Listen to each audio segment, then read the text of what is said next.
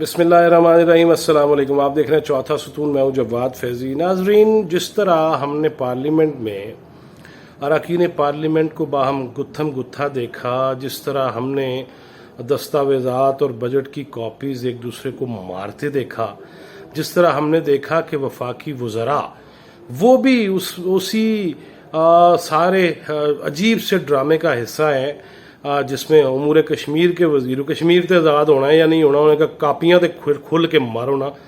और फिर हमने देखा कि जो वज़ीर तालीम हैं वो भी डॉक्टर शीरी मज़ारी के साथ खड़े होके बच्चों की तरह अटकीलियाँ करते हुए, शोखियाँ करते हुए, यार आप वज़ीर तालीम हैं, इस कौम के बच्चे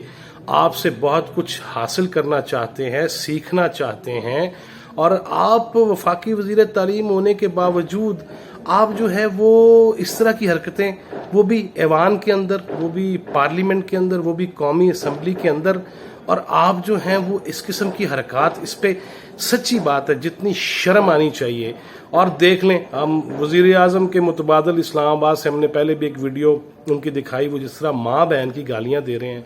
फिर जनाब शेख रोहिल असगर, उनकी मंतक जो है वो भी अजीब सी है, लेकिन दिल को बाज़ दफ़ा लगती भी है कि हम मजाक में भी, प्यार में भी क्या गालियाँ नहीं दे देते। लेकिन ये गाली कोई अच्छी चीज़ है नहीं और इससे मना किया गया है। अगर हम रियासत मदीना बनाना चाहते हैं तो सबसे पहले हमें अपने इखलाकियात का मेयार जो है वो सबसे बुलंद करना चाहिए। नबी करीम सल्लल्लाहु अलैहि वसल्लम ने एमी इस्लाम नहीं फैला दिया था, उन्होंने मारें खाई, उन्होंने उन पे तशद्दुद हुआ। और फातिमा ज़हरा रज़ी अल्लाह ताला अन्हा सय्यदतुन निसा फिल अहलिल जन्नह, उनके कई वाक़यात हैं कि जब उन्हें वो छोटी सी देखती थी कि मेरे बाबा को जो है वो मारा जा रहा है और गर्दन में कपड़ा डाल के घसीटा जा रहा है, तो ऐसी चीज़ें नबी करीम सल्लल्लाहु अलैहि वसल्लम ने बर्दाश्त की और फिर हिदायत की दुआ की, अल्लाहुम्मा हदी कौमी फ़इन्नहुम ला यअलमून। लेकिन मैं जिस टॉपिक की तरफ आना चाहता हूँ वो ये कि जिस तरह मसाइल हमारे मज़ीद फैलते जा रहे हैं, पाकिस्तान के वो मसाइल जो गुर्बत है, और जिस तरह बैनुल-अक़वामी सतह पे हमारे ऊपर दागदारियाँ हैं, कभी हम शिद्दत पसंदों में आ जाते हैं, कभी हम लिबरलिज़म का लिबादा ओढ़ लेते हैं और मादर पिदर आज़ाद होना चाहते हैं, और कभी हम कहते हैं मेरा जिस्म मेरी मर्ज़ी, कभी हम कोई चेहरा दिखाना चाहते हैं, कभी हम कुछ दिखाना चाहते हैं। लेकिन क्या पार्लियामेंट के अंदर जो इस तरह की गुफ्तगू है और जिस तरह धींगा मुश्ती है, उसमें क्या हमारा जो तासुर है वो इंतहा पसंदी का नहीं जाएगा पूरी दुनिया में? जिस मुल्क के पार्लियामेंट के मेंबरान वो वोट लेके आने वाले, जो टीवी टॉक शोज के अंदर जिनका हाल देख लें, और फिर असेंबली के फ्लोर पे, यार हद है वैसे। लेकिन क्या ये सारी चीज़ें सोच समझ के की जा रही हैं? और क्या हुकूमती बेंचेस जो हैं, ट्रेजरी बेंचेस, उनके अरकान किसी साजिश का हिस्सा हैं? आज इसी पे बात करते हैं। क्या जनाब ताहरुल कादरी, जो हमेशा कुछ अरसे बाद जिनको इनकलाब आता है और वो पाकिस्तान में ही करना चाहते हैं, ये एवं ही है कि भाई इनकलाब आया, मैं ज़रा होके आया, और वो पाकिस्तान, वो पहले भी आए और उन्होंने कहा मैं अपने मोज़े और जराबे तक वो दे आया हूँ और मैं कफन साथ लेके आया हूँ। फिर 14 जून को मॉडल टाउन का जो सानहा हुआ, उसकी अगर आज़ादाना तहकीकात कराई जाए तो उसमें कौन कौन पकड़ा जाएगा, आपको ये इल्म है? ये किसी आइंदा वीडियो में आपको ज़रूर बयान करेंगे। और सेनेटर जो मुशाहिदुल्लाह खान मरहूम, उन्होंने तो फ्लोर पे ये कह दिया था, सेनेट पे ये कह दिया था कि अगर आज़ादाना तहकीकात हुई और फ़ोन कॉल्स अगर उनको ट्रेस कर लिया गया, उनकी रिकॉर्डिंग सुना दी गई, तो ये पंजाब हुकूमत या मुस्लिम लीग नून की हुकूमत पे डालने की बजाय न जाने किस किस तरफ चला जाएगा ये मामला। लेकिन बहरहाल जिसने भी कत्ल किया, नाहक कत्ल किया, प्रेग्नेंट हामला ख़वातीन को जिस तरह गोलियां मारी गईं और किसने मारी, इस पे आज़ादाना तहकीकात होनी चाहिए, फॉर श्योर होनी चाहिए।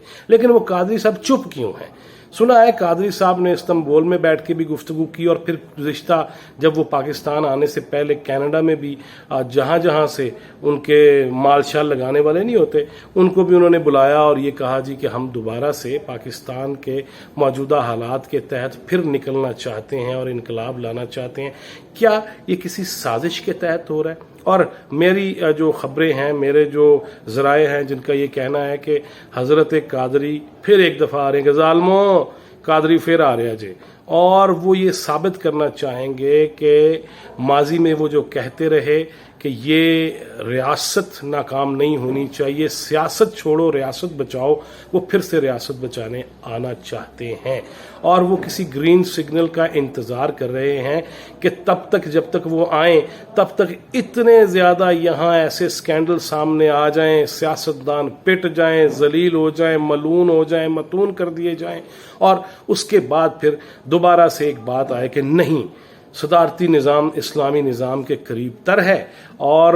شورائیت کا نظام ہونا چاہیے، اور اس پہ خان صاحب بھی بہرحال آج کل جب سے ان کی شادی ہوئی ہے اب تیسری، اس کے بعد سے وہ بھی اسلام کا جس طرح مطالعہ کر رہے ہیں اور جس قسم کے اسلام کا مطالعہ کر رہے ہیں اس میں وہ بھی ذہن بنا رہے ہیں کہ نہیں، اس طرح تو بلیک میل ہوا جائے گا، اس طرح تو ممبران پورے کرتے کرتے ساری زندگی لنگ جائے گی، پہلے ہی لنگ گئی ہے کافی زیادہ اور گزر گئی ہے، اور اب اس میں مزید بلیک میل ہوا نہیں جانا چاہیے، اور ہمیں یا تو 2/3 اکثریت ملے یا تو اس کی کوئی ان سے وعدہ وعید کر لے، انہیں یقین دہانی کرا دے، تو تب وہ جا کے معاملہ بہتر ہو سکتا ہے ان کے حق میں، وگرنہ وہ بھی اس کے قائل ہیں۔ اور بعض کہنے والے کہہ رہے ہیں کہ قومی اسمبلی کا یہ جو تماشا ہوا ہے، اور دیکھیں نا، بجٹ اجلاس ہو اور وہ ملتوی کر دیا جائے غیر معینہ مدت کے لیے، اس لیے کہ جب تک معاملات طے نہیں ہوتے۔ بھائی اپوزیشن تو پوری دنیا میں غلط کرتی ہے، میں یہ نہیں کہتا کہ اپوزیشن جو بھی کرتی ہے وہ صحیح کرتی ہے، غلط کرتی ہے، لیکن اپوزیشن کے پاس احتجاج کے علاوہ کوئی راستہ ہوتا نہیں ہے، ہمیشہ دینے والا ہاتھ ٹریجری بینچز کا ہوتا ہے، حکومت کا ہوتا ہے اور ذمہ داران حکومت کا ہوتا ہے۔ لیکن جب سے یہ حکومت آئی ہے، ایک تو مخالفین کو لتاڑا جا رہا ہے، اور کبھی اے سی بند کر دوں گا، کبھی سڑکوں پہ یوں کروں گا، کبھی ادھر یوں کروں گا، کبھی یہاں کھجلی کر دوں گا، کبھی یہاں پسینے نکلوا دوں گا، یہاں یوں کر دوں گا، اور اب کوئی آئے گا تو اس کو پھر یوں لٹا لیں گے۔ یہ ہم نے مسلسل سن سن کے کان پک گئے ہیں، اور اب یہ کہا جا رہا ہے کہ ایسا معاملہ اس لیے کیا جا رہا ہے، اگرچہ ہمارے سامنے جو اشاریے معیشت کے ہیں وہ بلند و بالا پیش کیے جا رہے ہیں اور وہ بنائے جا رہے ہیں، بن رہے ہیں، اللہ کرے بن جائیں، باقاعدہ بن جائیں، لیکن ابھی تک کی صورتحال یہ ہے کہ جناب طاہر القادری وہ مسلسل پھر تیاریاں کر رہے ہیں، اور وہ یہاں پہ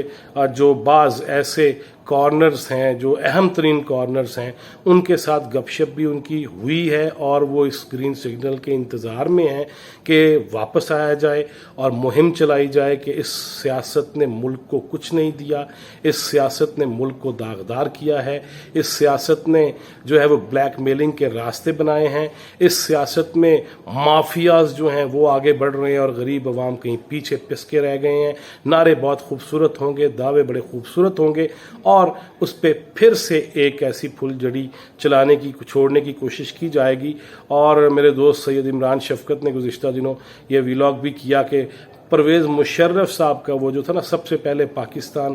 پھر سے